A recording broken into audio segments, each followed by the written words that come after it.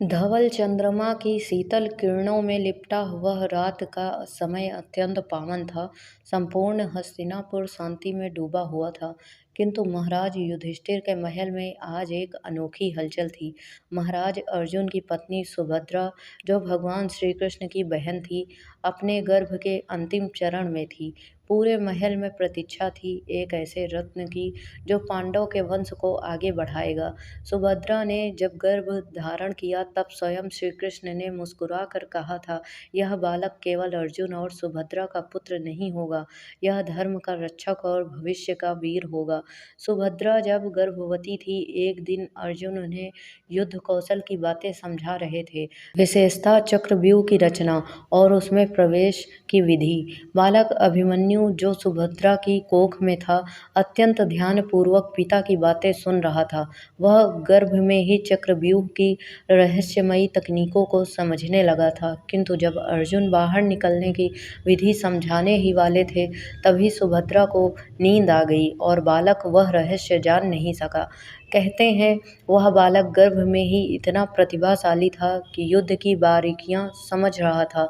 यह घटना ही भविष्य के लिए एक संकेत थी, उसकी वीरता और बलिदान का।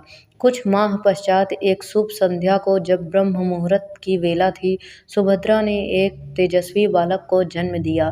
जब पहली बार अर्जुन ने उसे गोद में लिया तो मानो खुद वीरता ने उनका आलिंगन किया हो। बालक के नेत्रों में अद्भुत तेज था, उसका मुख चंद्रमा सा शांत और शरीर में दिव्य आभा थी। मुनियों और विद्वानों ने कहा, यह बालक पृथ्वी पर धर्म की रक्षा के लिए उत्पन्न हुआ है। यह भगवान चंद्र का अंश है। इसका नाम अभिमन्यु होगा, जो सदैव विजय की ओर अग्रसर रहेगा। अभिमन्यु का बचपन विलक्षण था। अन्य बालकों की भांति वह केवल क्रीड़ा में नहीं लिप्त रहता था, बल्कि शास्त्रों में उसकी विशेष रुचि थी। धनुष पकड़ना, अस्त्र शस्त्र चलाना, रथ को साधना, ये सब वह बहुत छोटी उम्र में सीखने लगा था। श्री कृष्ण स्वयं उसे कभी कभी शिक्षा देने आते थे।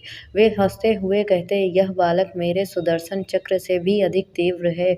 द्रौपदी, जो कि उसकी चाची थी, उसे अत्यंत स्नेह करती थी।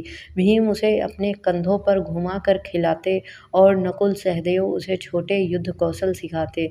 जब अभिमन्यु थोड़ा बड़ा हुआ तो उसे गुरु द्रोणाचार्य के पास भेजा गया। वहां उसने मात्र कुछ ही वर्षों में धनुर्विद्या, रथ संचालन, गदा और तलवार युद्ध में निपुणता प्राप्त कर ली। गुरु द्रोणाचार्य स्वयं कहते, अर्जुन जैसा शिष्य मैंने नहीं देखा था, पर अब उसका पुत्र अभिमन्यु उसे भी पार करने को तत्पर है। अभिमन्यु में एक विशेष गुण था, उसका संयम और मर्यादा। यद्यपि वह बलशाली और पराक्रमी था, किंतु उसका मन सदैव धर्म में रमा रहता। उसे शक्ति का घमंड नहीं था, बल्कि सेवा की भावना थी। इसी बीच हस्तिनापुर और पांडवों के जीवन में नए मोड़ आने लगे।